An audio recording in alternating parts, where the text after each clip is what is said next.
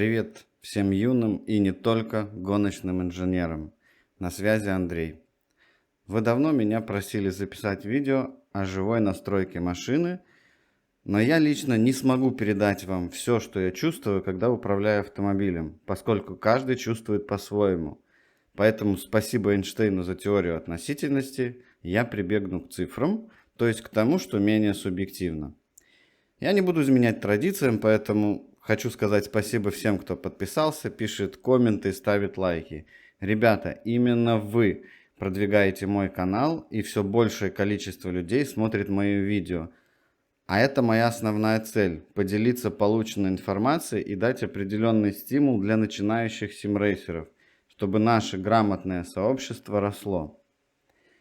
В этом видео я хочу рассказать о программе Matec, благодаря которой мы сможем построить нашу машину, а также расскажу, где взять файлы телеметрии других пилотов, чтобы детальнее взглянуть на их результаты и понять, где мы допускаем ошибки и как проехать трек быстрее. Каких-то секретов настройки тут не будет, так как я сам не гоночный инженер и реального опыта в этом ремесле нет. Но постараюсь поделиться всем, что узнал сам. А сейчас перейдем к делу. Для начала нужно установить, собственно, саму программу Matec. Для этого нужно будет перейти по ссылке, которая будет в описании, там, откуда мы сможем скачать, собственно, оригинал Matec. Дальше выбираем i2 Pro 64 бита, скачиваем, устанавливаем. После установки заходим в папку документ Assetto Corsa Competizione Matec Workspace и копируем файл и папку и вставляем ее в документах в Matec i2 Workspace. Вставляем. Здесь может быть, может не быть, в зависимости от того, как бы делали вы до этого или нет, но нам нужно добавить эти базовые workspace. Дальше заходим в игру, выбираем машину и в меню настройка, электроника выставляем количество кругов, которые мы хотим, чтобы записалось в телеметрии. То есть будет храниться в одном файле, скажем так. То есть, допустим, если мы выставляем здесь 5, проезжаем 7 кругов, то у нас создастся два файла телеметрии. В одном будет 5 кругов, во втором 2 круга. В общем, дальше вы катаете, чтобы создались эти файлы телеметрии.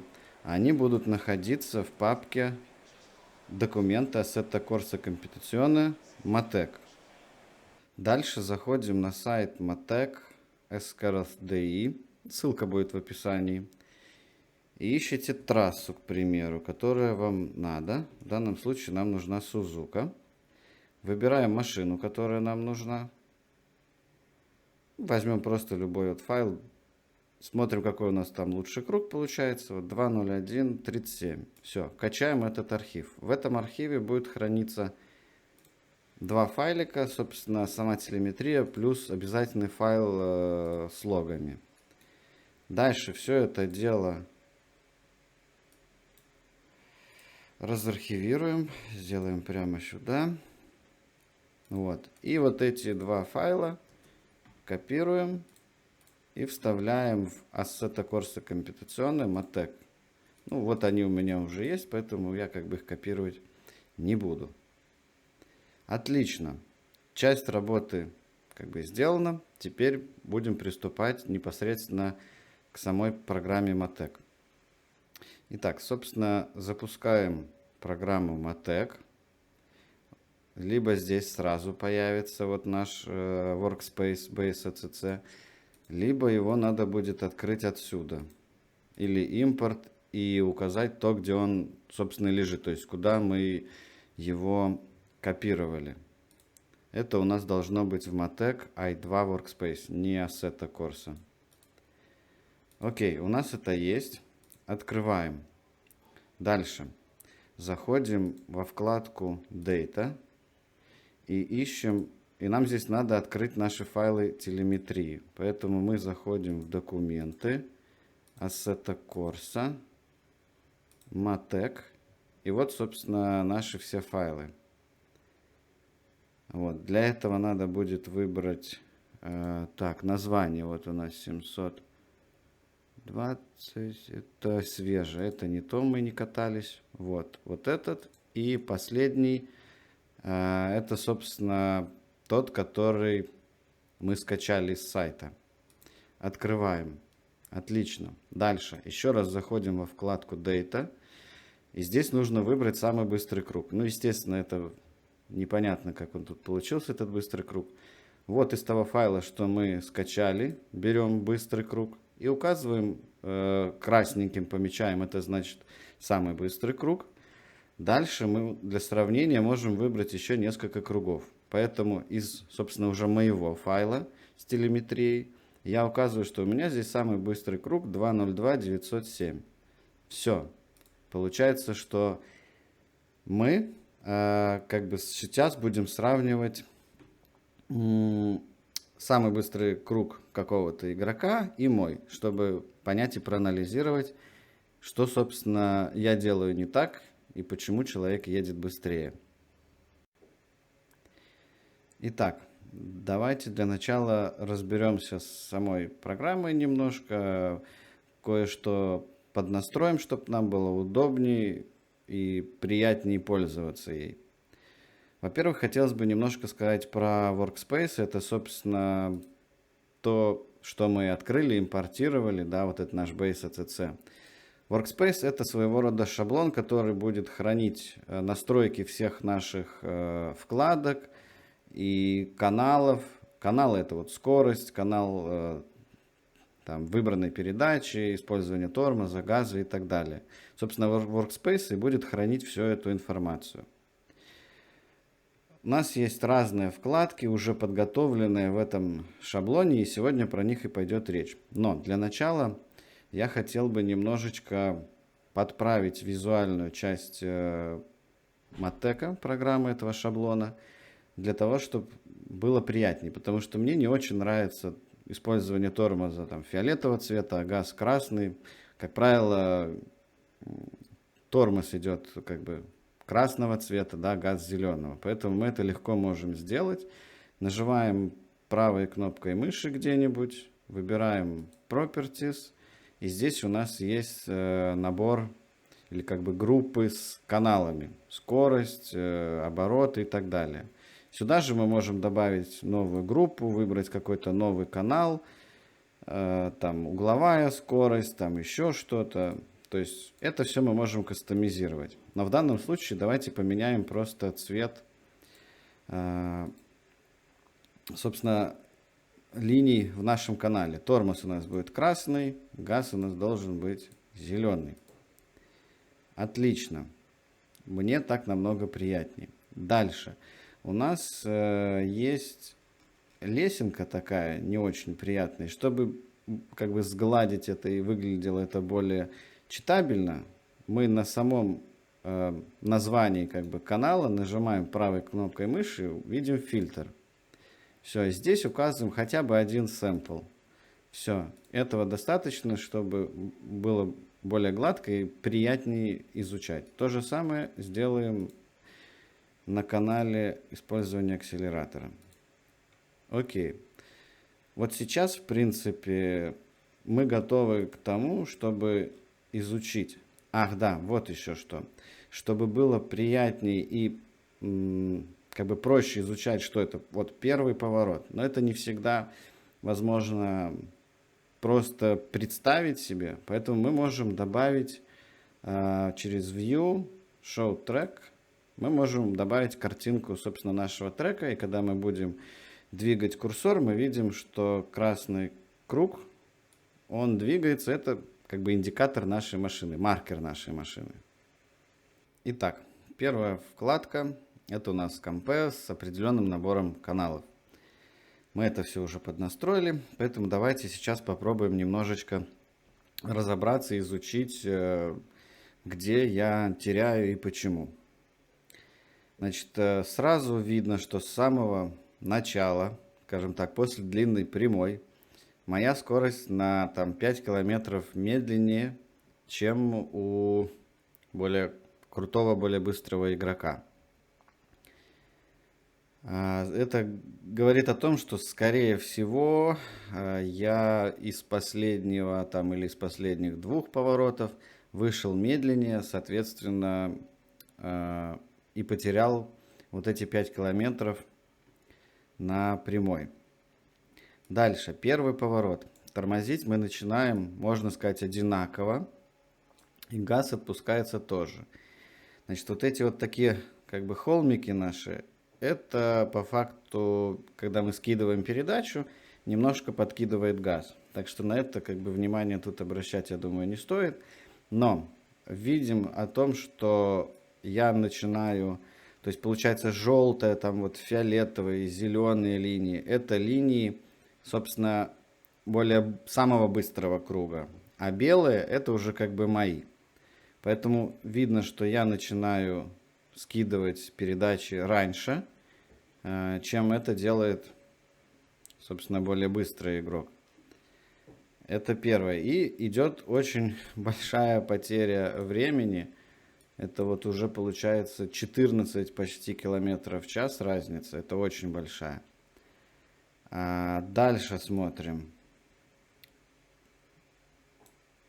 Потом тормозит он, получается, чуть дольше и отпускает тормоз более резко. Я отпускаю тормоз чуть-чуть раньше, но все равно на выходе, наверное, немножечко я как бы отыгрываю. То есть здесь было у нас огромное 16, почти 17 километров в час. И вот за счет того, что я начал как бы отпускать тормоз чуть раньше, здесь сократилось до 10. Но человек еще немножечко подгазовывал, а я газ больше не нажимал. Собственно, здесь мы видим, что опять разница, так, 15 километров в час. Все, дальше он начинает включать следующую, нет, тоже скидывает. Он скидывает чуть раньше, это получается на третью, да? Или на вторую? На вторую передачу. Он скидывает чуть раньше, я чуть позже. Опять-таки тормоз он чуть раньше начинает нажимать и работает более плавно. Я как бы ничего не нажимал, только ближе уже к концу немножечко. И у нас здесь скорость в итоге сравнялась. Так, дальше смотрим, что у нас происходит. На выходе из поворота он по чуть-чуть начинает добавлять газ. У меня добавление газа происходит более резко. Собственно, это может негативно сказаться на сносе задней оси за счет как бы очень сильной подачи мощности на задние колеса, очень резкой. Поэтому здесь надо начинать играться, скажем так, с газом чуть раньше и плавнее.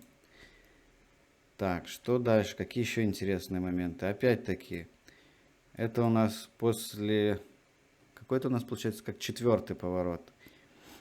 Опять-таки, человек более плавно по чуть-чуть добавляет. У меня просто раз газ, раз отпустил.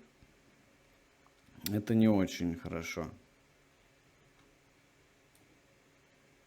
Так, ну, опять-таки, вот переключение передач можно посмотреть, что где-то это у нас что получается? Ага, наш 10-й поворот. Значит, он на 3-й передаче уже, а я все еще еду на 4-й. Здесь работа газом у нас схожа. Работа с педалью тормоза, ну, тоже плюс-минус, но опять-таки я раньше отпускаю и здесь, и здесь. Но это все может зависеть от того, какая скорость. 8 км в час. Поэтому у меня скорость меньше, и я, соответственно, отпускаю раньше. То есть, если получится добиться той же скорости в этой точке, то, естественно, будем держать педаль тормоза чуть больше, чтобы в итоге на входе там следующий поворот или на выходе иметь какую-то определенную скорость, чтобы нас не снесло никуда, мы ехали точно по траектории. Так, что еще мы тут по графику? Ну вот видим, что в этот момент это на резком повороте на этом. Это какой у нас там получается поворот? Уже тяжело мне сказать, но в принципе я думаю вы понимаете, что это за поворот на 180, то есть у меня получается скорость была чуть выше.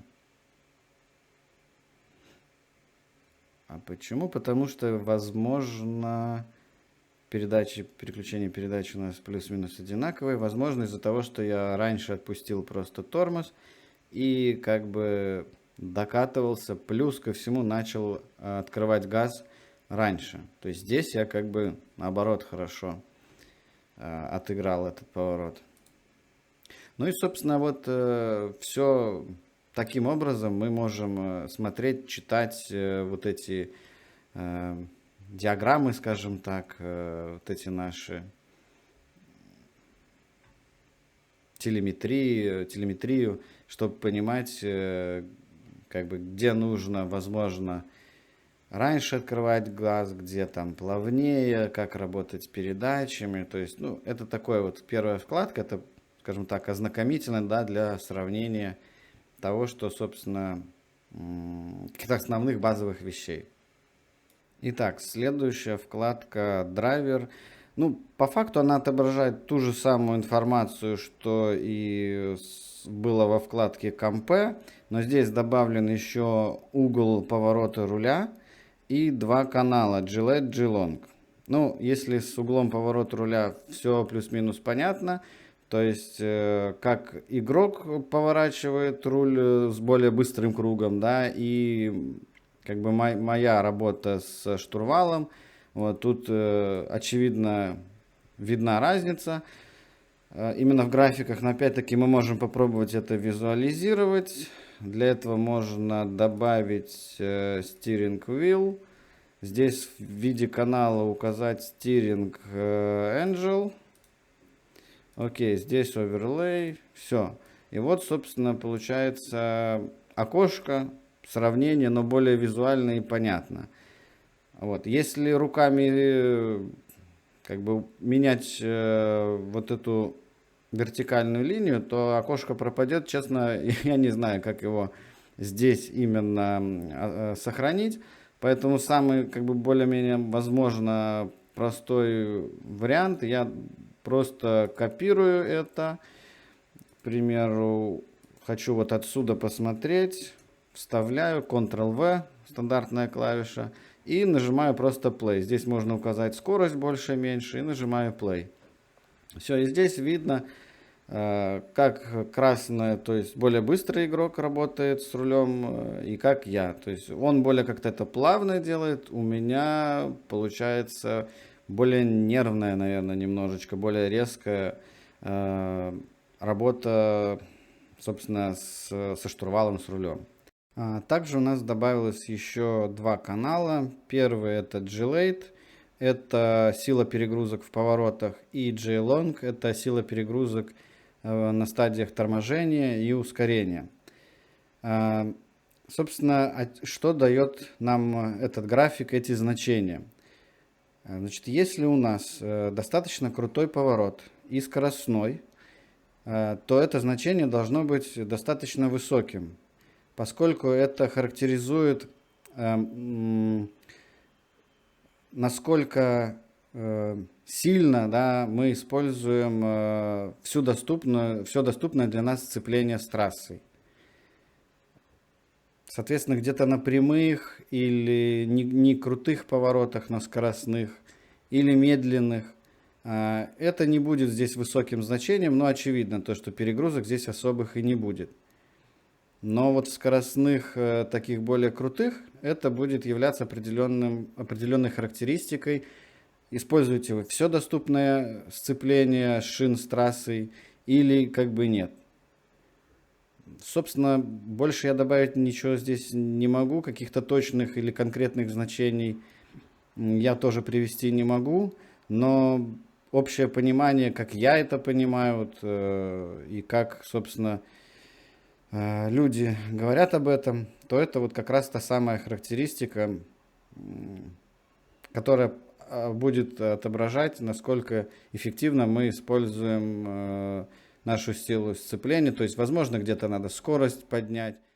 Так, следующая вкладка Wheel Speed. Ну, она говорит сама за себя. Это не что иное, как скорость каждого колеса.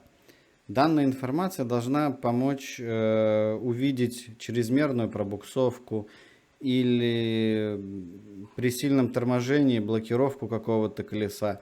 То есть на основе этого можно попытаться понять, насколько правильно мы выбрали трекшн и уровень АБС под определенный там стиль вождения, определенные условия трассы и так далее. То есть здесь все достаточно как бы просто. Есть цвета, колеса. То есть вот заднее правое, левое заднее, переднее правое и переднее левое колесо.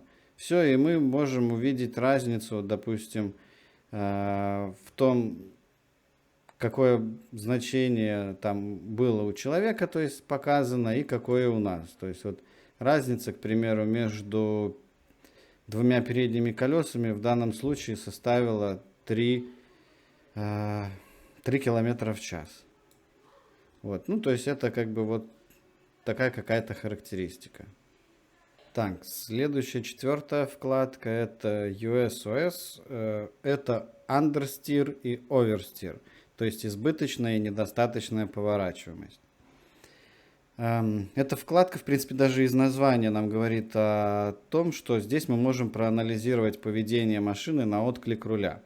То есть если показатель, вот допустим желтая, oversteer, здесь 0,20, здесь минус 1,57. То если показатель отрицательный, это недостаточная поворачиваемость.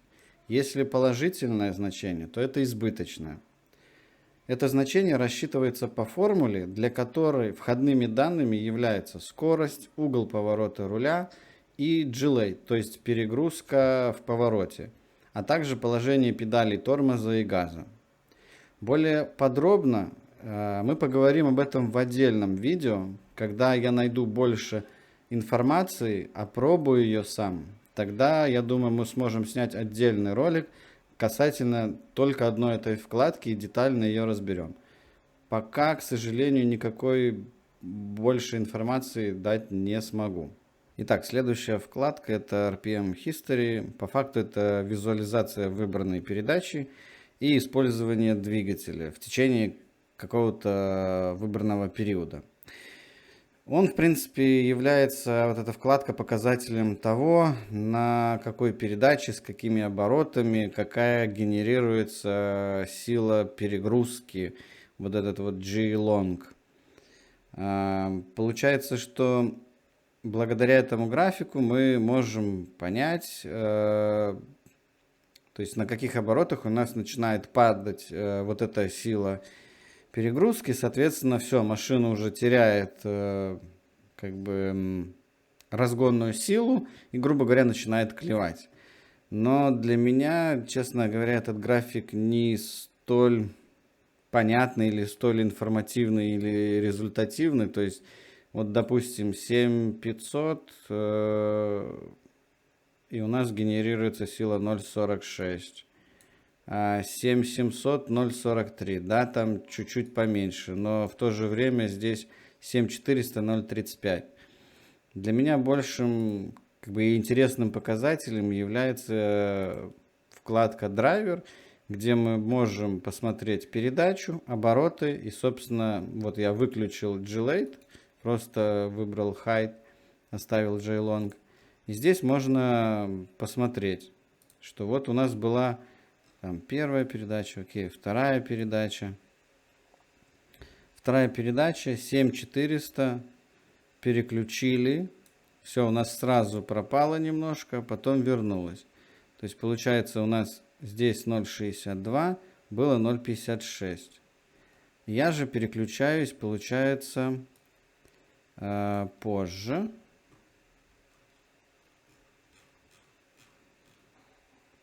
Так, давайте вернем, покажу. Я переключаюсь позже, поэтому, грубо говоря, вот на... Сейчас. Вот у меня 7600, ну, почти 7700. И, как мы видим, вот эта уже линия J-Long моя, она начинает уходить вниз. То есть, ну все, уже пропадает вот эта вот сила. То есть 7700 это много. Я бы сказал, что, наверное, самое оптимальное это вот где-то 7600, 7500.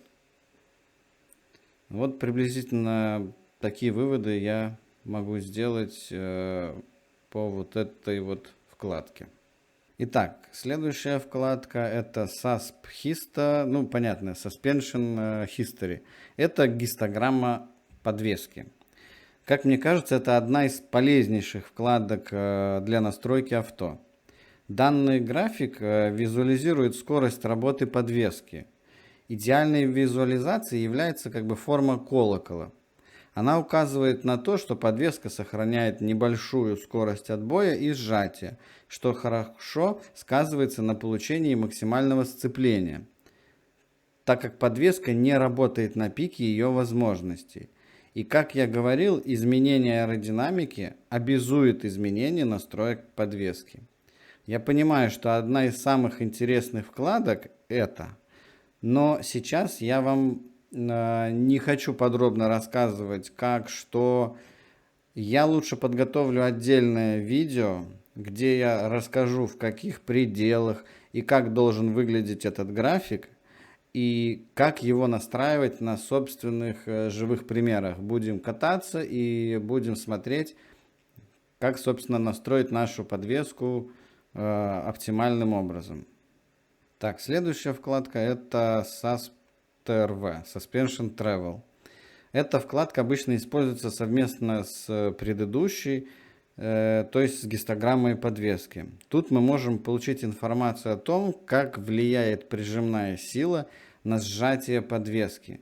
Анализ этой информации для понимания наклона нашего авто является ключом к получению лучших аэродинамических настроек, так как чем меньше крены авто, тем стабильнее она будет себя вести на трассе. Но опять-таки, эту тему мы затронем позже, когда будем отдельно разбирать настройку подвески. Итак, дальше у нас идет вкладка Track Report. Ну, вообще, мне кажется, это самая простая, понятная вкладка, которая отображает трассу. Собственно, по умолчанию тут есть скорости, передачи, но сейчас я вам покажу, как сделать визуализацию этой трассы максимально эффективной и понятной для понимания. Итак, первое, что мы делаем, мы заходим в Properties, и у нас есть здесь Brake Status. Так, здесь мы должны выставить Brake, канал, указать, с какого канала мы будем получать информацию. Потом значение. Значит, нам нужно будет выбрать вот этот первый радиобаттон, а здесь указать, сколько, ну, как бы частей у нас, или на сколько частей мы должны разделить вот эту градацию от 0 до 100. То есть, если я укажу здесь 50, это значит, что мы как бы делим 100 на 50 и получаем, что у нас один элемент или как бы одна ячейка будет хранить в себе как бы 2%. То есть в чем, вот кстати, здесь надо будет выключить 0,2, это не надо, а вот 2,4, получается вот 2,4 будет такого цвета, 4,6 такого. Если мы укажем здесь 100, то получается, что будет каждый процент отображаться другим цветом. Конечно, я объясняю очень плохо, но я надеюсь, в конце концов, вы поняли, что я имею в виду. Окей, дальше. Это нам не надо, это нам не надо. И, собственно, газ. Здесь нам то же самое надо выбрать throttle. Есть такое дело. И выбрать тоже. Сколько у нас будет? 50. Каждые 2% выбрать градиент и убрать 0,0. Окей, я думаю, вот так должно заработать. Так, окей, окей, окей.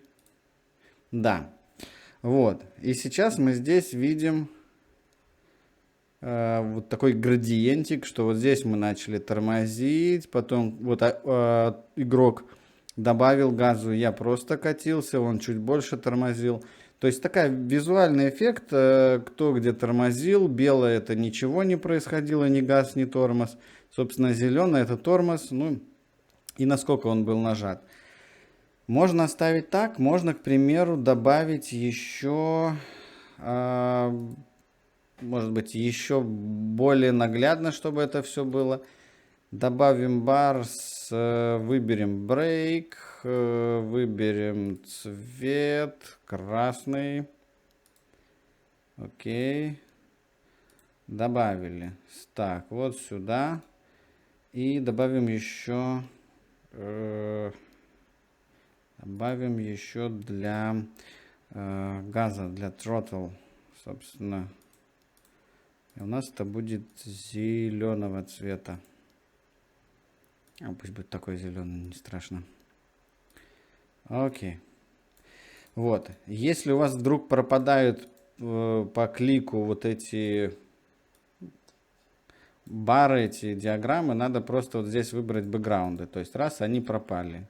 Если нажимаете, все, они есть. И можно оставить такую скорость, допустим, можно выставить половинчатую. И мы такие говорим, поехали. Все, и мы видим, что у обоих был нажат газ. Так, дальше начинается торможение. Оп-оп, видно, что он подгазовывает.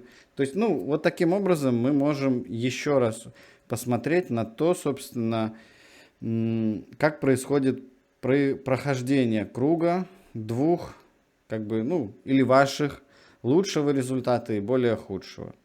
Так, следующая вкладка у нас это Chain Report. Собственно, сверху это набор из скорости, силы перегрузки и угла поворота. Справа в виде графика, слева в виде таблицы. Чуть ниже это скорость и передача на прямых. Ну и последняя вкладка это Section Times, это разница времени прохождения в каждом повороте.